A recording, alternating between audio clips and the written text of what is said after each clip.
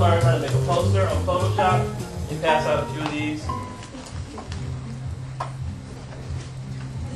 And I'm going to walk everybody through it. So the first thing I want you to think about is what is it that you're so interested in that you would make, that you make a poster out of. Just to solve everybody's problem, we're going to take pictures of you, we're going to make pictures of yourself. We're going to make posters of you. My name is Malcolm Hoover, and I'm the technology coordinator at the East Palo Alto Boys and Girls Club and at the Intel Clubhouse here. We have a community that's predominantly, is traditionally African American, but is now in the past 10 years become predominantly Latino. And so in the clubhouse we have about a 50-50 split between African Americans and Latinos. In the Intel Clubhouse, they're between 9 and 16 generally. The majority of those kids being 9 to 13. My kind of teaching philosophy with computers is that they're just a tool. It's like a really sophisticated screwdriver, and that you should just use it to do something else. You know, you shouldn't make that the goal or the end all of your activity. I think they're going to be incredibly useful. The one thing that I have to say off the bat is that I really like the look and the feel of them, especially the hardcover ones. I'm a big comic book fan, and so I think that kind of format of panels with dialogue and kind of short concepts for kids to deal with is really engaging to them. They don't know that they're learning something that's it's a pretty complex thing. Obviously a lot of care went into it, and it's real kid friendly. I mean, even after y'all left yesterday, the kids were, picking them up and, oh, I can do this, and reading through them. So that really is the test to me. If a kid can pick it up, walk away with it, sit down with it, and do something from it, without my guidance, and just, can you help me here? That to me is the test. And they were doing it, so I'm impressed.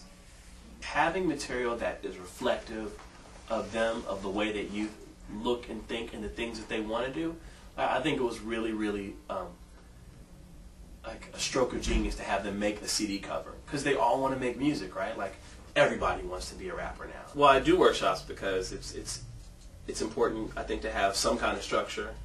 In the ICC, it's important that kids know that there is something concrete that's going to go on. And I'm mandated to have so many hours of structured programs. I mean, I have to have something from my funders and for the kind of the structure of our clubhouse.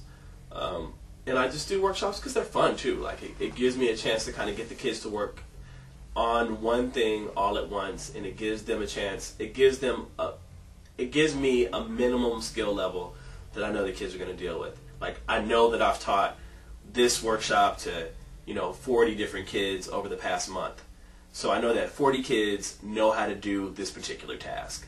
And that allows you to build, if you have a group of 40 kids that know how to use the toolkit, the layers palette, and the color picker or whatever, then you can start to build more complex tasks. And over the course of a year, you can build 3 or 4 or 5 different workshops of different level of complexity, and get the kids from nowhere to a really high level of skill. So we use the poster guide to create posters. The guide was great. I think that I should have broken it up into 2 workshops, or I should have got the kids to a certain step and said, okay, now who wants to continue on their own? Who wants help? And the kids did some of those kids were way beyond, the guide. I said, oh, this is how you pick the colors, this is how you do the borders, and they took off. And they created stuff that was even more complex than what the guide said. So that was great. It was really good for me. I mean, I was just going to do a Photoshop workshop, and so it kind of helped me to deepen the level of my workshop. Because I was just going to say, hey, look, we're going to pull some pictures from other places, and we're going to do a collage. But to actually have a structure and to get kids working on one common task was really helpful. Also, when I asked the kids, could you do this again by yourself, and they said, no, I'm probably going to need some help. But that they know they have not only a human resource, but a print resource that they can look to was helpful. And I think that the areas are right on. I'm going to try to do every guide and do a workshop based on every one. I think it's just kind of a good. It's a good base. You know, it's a good resource to have to use to do things like that because they're kid friendly. You know, they're targeted for them. They're not for us, for adults.